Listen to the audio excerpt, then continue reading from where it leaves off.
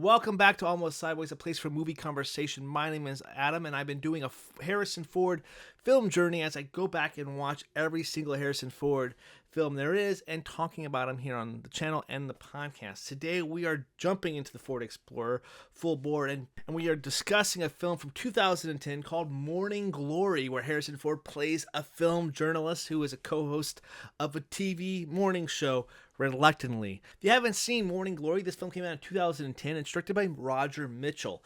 Now, I didn't really know that name off the top of my head. However, looking at his filmography, the two biggest films that I think that people will recognize is 1999's Notting Hill and also a Ben Affleck Samuel L. Jackson vehicle that came out in 2002 called Changing Lanes. I've seen both of these movies. Don't really recall them off the top of my head how the direction was. So, Morning Glory doesn't really showcase a amazing direction. However, I think he does a really decent job with directing this ensemble piece here with some really good actors here. This is an ensemble film, so of course there's a lot of recognizable faces that everybody's going to love. Rachel McAdams plays our lead character, Becky. Of course, we have Harrison Ford, like I mentioned before. Diane Keaton shows up as the co-host or one of the leads on this morning show. Jeff Goldblum plays that kind of sleazy executive who is saying that you got to get your numbers up, and we'll talk about his character for sure. And of course, our last guy running out the cast is Patrick Wilson here. All right, so what is Morning Glory about? Like I said, Rachel McAdams does play Becky here, and she is recently fired, and her goal and her dream is to host a daytime TV show. She wants to be involved in the news, so she gets hired to kind of bring up this struggling morning show called Daybreakers. She gets hired by Jeff Goldblum's character, and her goal is to kind of bring up this TV show called Daybreakers, this morning show that is way behind in the ratings. It's like fourth place in its market, and it takes place in New York, so of course numbers is everything. So she needs to get this show back up into the rankings and start putting some good numbers on the board, or the show is going to inevitably be canceled here. And first things first is that her first day she gets on this show, and she hasn't really had any big TV show that she's been the head producer, the executive producer of. So this is essentially her first job doing such. She's done other TV shows, of course, but this is her first big show. So her first day, she, one of the co-stars of Daybreakers is actually Ty Burrell. He shows up here in a very a 5-minute stretch here, and he's definitely a douchebag in this, and he eventually gets fired his first day, and she sets the tone we're not gonna no nonsense this thing, but we're gonna try to do our best to make the best show possible. Of course, Becky needs a co-host to go along. Diane Keaton's here, and she comes across Harrison Ford, who isn't really doing anything, and he plays a character named Mike Pomeroy, who is essentially like Walter Cronkite, I would say. He's the guy who's been and done everything. He's seen just about every news thing. He has got shot while filming stuff on the ground levels of these different wars. And so he loves, talking about the real news story, hard-hitting stuff, and he has no interest really to do a daytime television show because he doesn't want to cook stuff. He wants to tell real news, and he feels like daytime TV is below him. However, there's a loophole in his contract that Rachel McAdams finds out.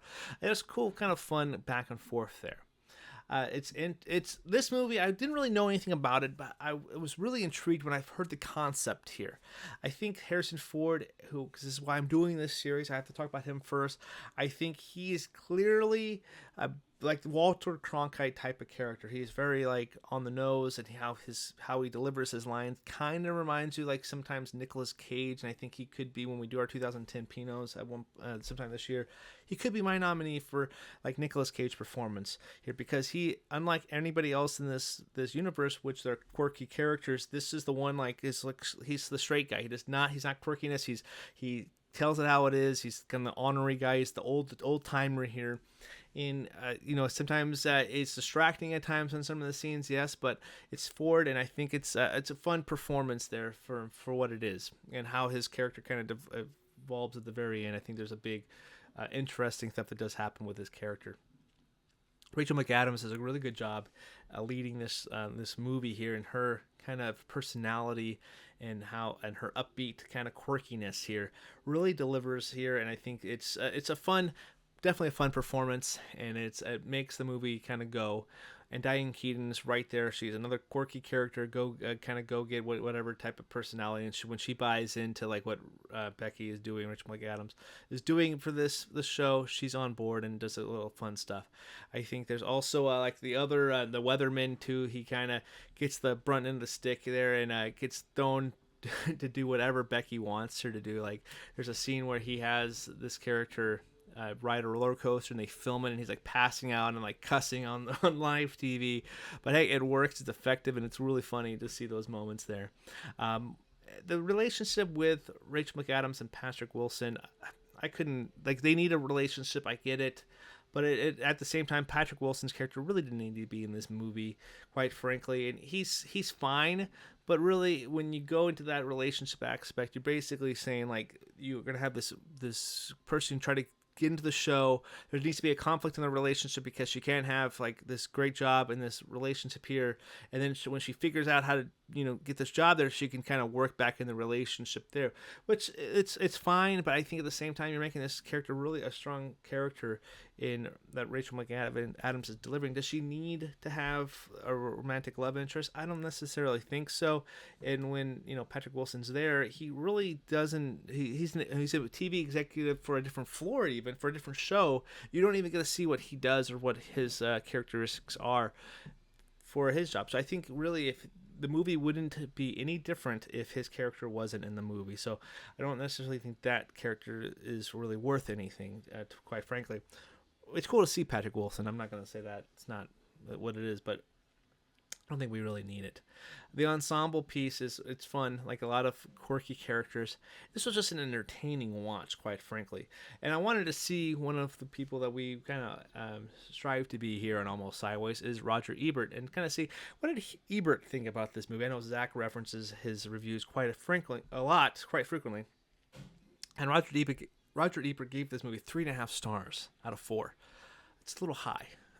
While I really do enjoy Morning Glory, and I think it's a very refreshing little like news story, and the new like people making the news has always been kind of a fun topic. One of my favorite movies from last year is September 5, and of course you get like a Money Monster with the George Clooney vehicle from a few years ago. Even though that's completely different. I think anything revolving around like Mim making the news and on air behind camera stuff is fascinating. Even Late Night with the Devil, I guess, would kind of fall in this territory. I've always been really high on those movies here, and this one is another one that I really enjoy, and I wouldn't mind watching this one again. I'm quite frankly, if I wasn't going to do the Harrison Ford Explorer, I probably would never have watched this one, quite frankly, and I'm really happy that I have watched it. I'm at 3 stars here.